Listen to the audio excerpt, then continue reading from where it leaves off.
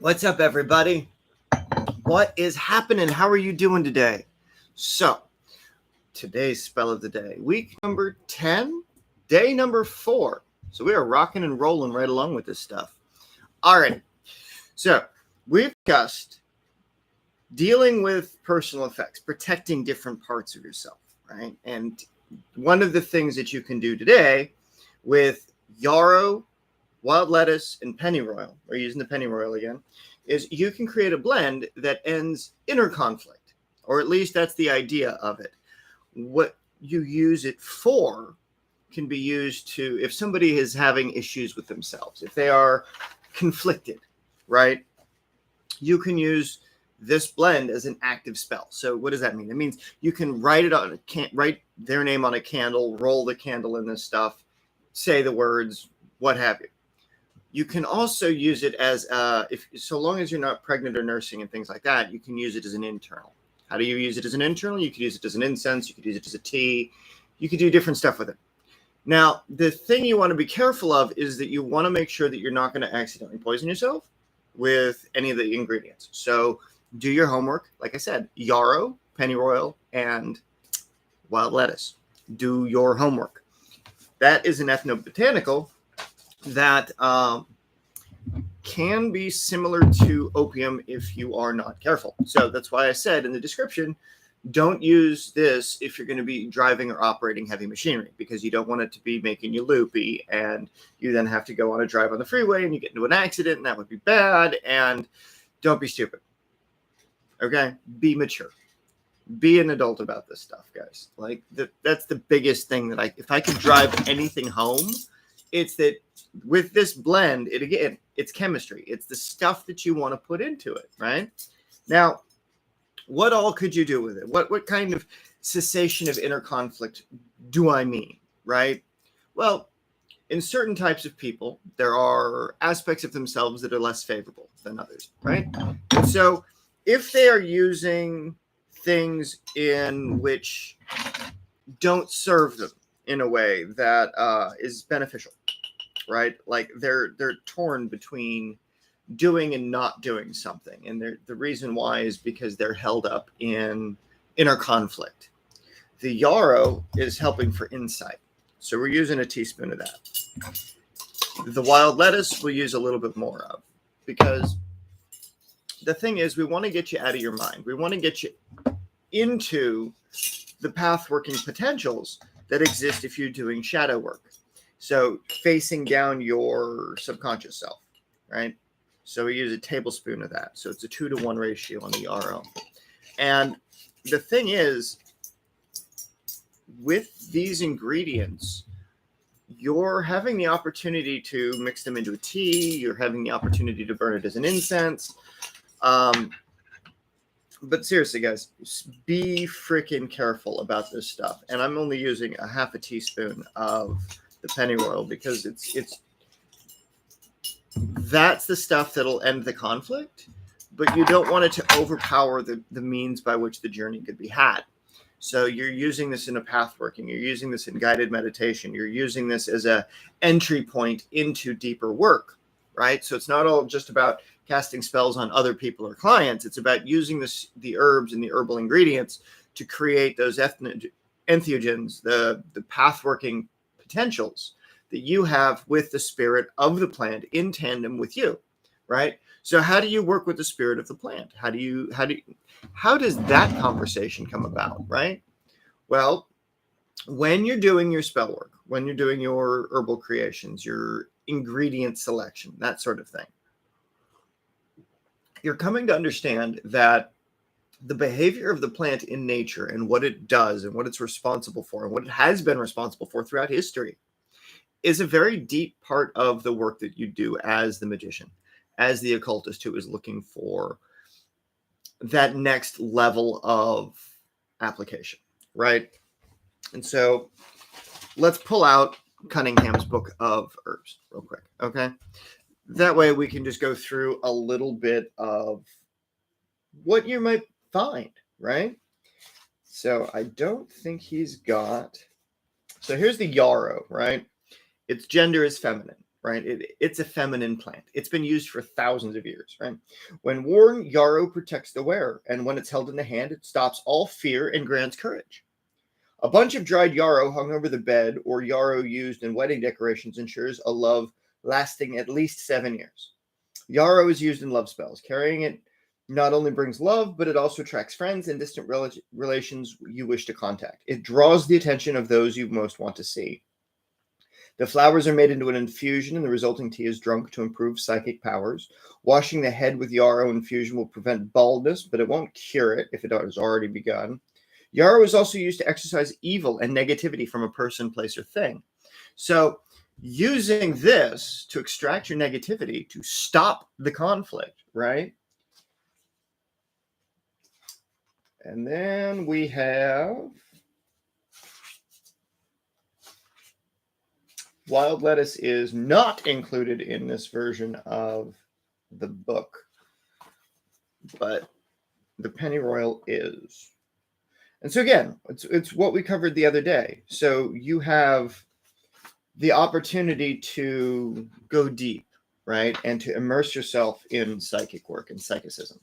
And so again, you want to make sure that if you're consuming this stuff, you've done your homework. If you're on crazy medications, probably not a good idea.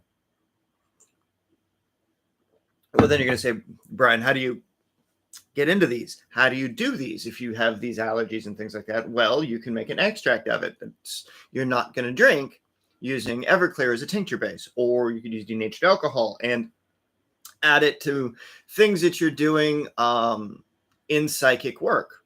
Well, what do you mean by that? If you can't consume it, well, you could make a drop of this, and you could get your bowl of water that you're going to scry into, right? And you're going to put a drop of that, and you have that become the thing that takes on shape, the thing that takes on form, right? Pennyroyal is poisonous in its oil form. Like its essential oil should not be touched or handled or anything like that. Placed in the shoe, it prevents weariness during travel and strengthens the body in general. Stomach problems can be alleviated by stuffing a green poppet with mint and anointing it with oils. So you could use in the Grimoire of Arts, I have a medium of transference where you transfer the spirit of the living disease into a puppet and then you burn the puppet, right?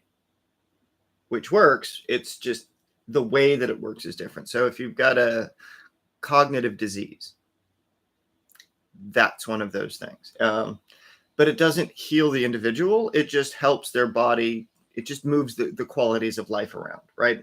Whereas like cancers are an unbridled form of life, it doesn't stop the negative effects that are there. But it can be one of those things that the application of that work is more healing than not doing it, right? Like to do everything, even if it might not actually heal your body, it becomes a placebo in that case.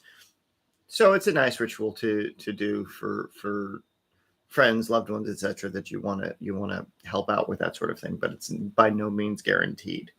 So be careful if you're going to be using the stuff in the Grimoire with the stuff that I'm talking about now, because while you could use them in tandem, you don't want to poison yourself. You don't want to give false hope. You don't want to tell somebody that there's something that's going to happen when it won't, right? And that's the worst kind of thing that you could do. So pennyroyal is the herb of peace. Use it to bring peace. Use it to bring inner peace. Use it to bring out what could be peace and what could be strength and what could be the phenomenon of understanding, like your practices. For example, if you're a witch, right? You're a neophyte. You're not a baby witch, because babies need to be led by the hand. No. Neophytes are new. They can do whatever we can do. It's just they don't know how yet. So we have to respect them. We have to go through and say, okay, well, you can use it like this, or you can use it like this, or you can use it like that. What are you going to do? And then as the neophyte, you have to do it. As the apprentice, you have to then go do what is being talked about in some capacity that is safe for you in your way, right? So you have to figure out, how are you going to use this idea? How are you going to take this and make it your own, so that way you can then pass on the knowledge of what happens when you mix these 3 ingredients together. Right? And so as you curate your practice, going through herbal, going through mineral, going through the combination of those, right? As we do, we get better. We get those relationships going, right? And so there's that inner cultivation between what is outside you and what is inside you. And if it's in conflict, this can help you bridge that conflict. Why? Because it's going to be a psychic inducing powder. How are you going to use it, right? Are you going to mix it into a tea? Are you going to make it as an incense? Are you going to conjure up a spirit that can facilitate? The nice thing is everything is already powdered, so I don't have to do too much work. But that's the beauty of this stuff, guys, is it can take on many different forms, right? The different ingredients that you have can do wonderful things with each other. It's just how are you going to bring it about so that way it yields the most results. So what you get up to serves you in the best possible ways. And so by doing that, then you have a medium for conversation. Then you have those higher principles that you can go back and reflect on that allow you to say, yes, this worked really good for me. Or no, this really didn't work well for me and I needed to do something else. Well, then what is that something else that you needed to do, right? And being responsible about it.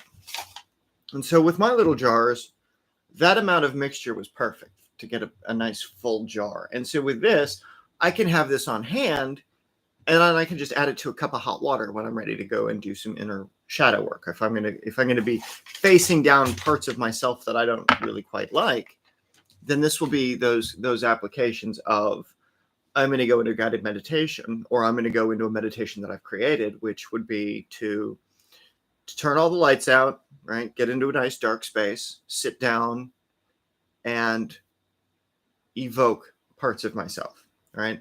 Call out the thing that I don't want to deal with. Call out and reconcile within me those things and observe what was the thing that's causing me duress? What was the problem that was being caused as a result of my actions? And then what are the other steps that could be taken in order to be able to process and handle those situations better so that they don't occur in the negative ways again, right? What are the markers? What are the telltale things that I need to be aware of that affect what it is that's going on, that affect that conversation, that have that negative outcome or the potential for the negative outcome? So anyway, my friends, I will see you in a couple of hours for the Right in the Afternoon. I'm not sure what today is going to yield. It might be some interesting things. So I welcome you all to comment below, comment in the Facebook community group. So that way, you know, if you want to go over methodology or what have you, yesterday was a talk about protective magic. So, I mean, it's just there's a world of opportunities that we can discuss. And I want to make it as clear and as simple and as informative that what we get up to and how we can make this viable for our own practices is exactly what we need, you know, when we need it, how we need it. So that way it serves us and it serves those that are working with us, right? So that they get the narrative, they get the understanding of what is the period of generation, what is the period of maturation for these kinds of things, right? How long does it take for your energies to compress? How long does it take for your spells to manifest? How long, right? And that depends on the type of thing you've done. So anyway, my friends, stay safe, mind your allergies, and do not operate heavy machinery if you're going to consume this in any form, right? Be careful. Mind your allergies. I will see you later. Stay safe. Have a great day.